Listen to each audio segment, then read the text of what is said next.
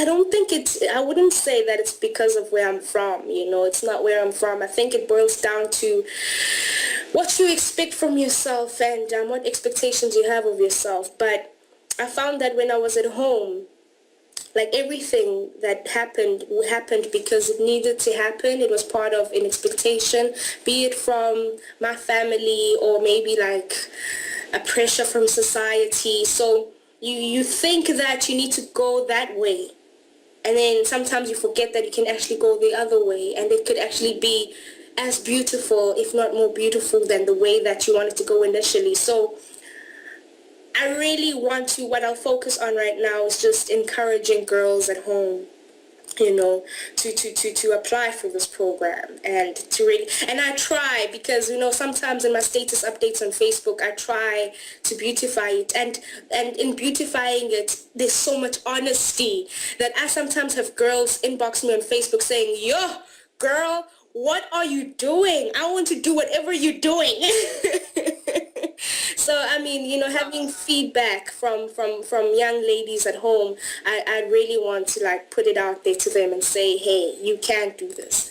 And yes, sometimes it'll be challenging, but it's certainly worth it. Because I had another girl tell me that she wanted to do it like 2 years ago, but her parents discouraged her and said that, you'll go slave around for some rich family and, it won't be rewarding, and then you want to come back home and then we won't have the money to bring you back home. And I said to her, well, they probably just did not want to say that they don't want you to leave them.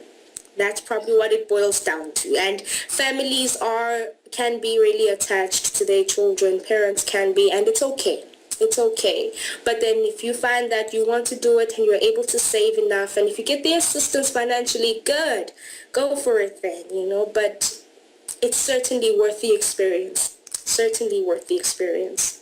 And I mean, I remember also meeting someone else. I met a young lady. And, she told me about how many friends she's had who've been au pairs, and how interesting it was to be mates with them and to share experience. And she said, it can be a good experience or it can be a bad experience. There's no in between. And what does that boil down to? It boils down to the foundation. It boils down to the host family knowing what they're looking for, the host parent knowing what they're looking for, and the au pair knowing what they're looking for. Because if you're going to come to America, all the way to America as an au pair, and think that you're only going to be fulfilling an American dream, you've got problems.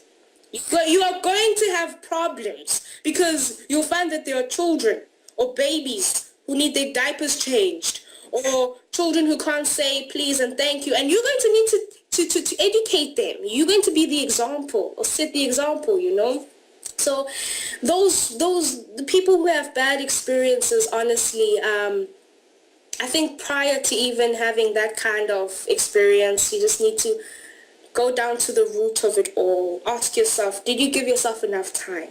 Did you have enough interviews? Did you read the profiles? How was the Skype session? Did you even have a Skype session?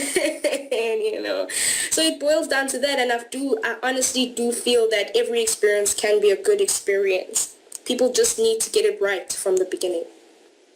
I had 3 families, my current family included.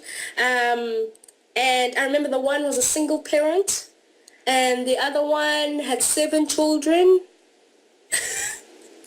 And then this one, I was really comfortable with this one. I felt like, something is good about this family. And you also have to follow your gut feeling. And you have to ask yourself questions, and you have to talk to yourself. It's not crazy to talk to yourself. I asked you, okay, fine, let's be honest with self. Is this what I want? Can I live with that kind of family? They have 3 children, and one is 6 years old, and then they're twins who are still wearing diapers and all of that. Am I willing to do that? And then I decided, yes, I am.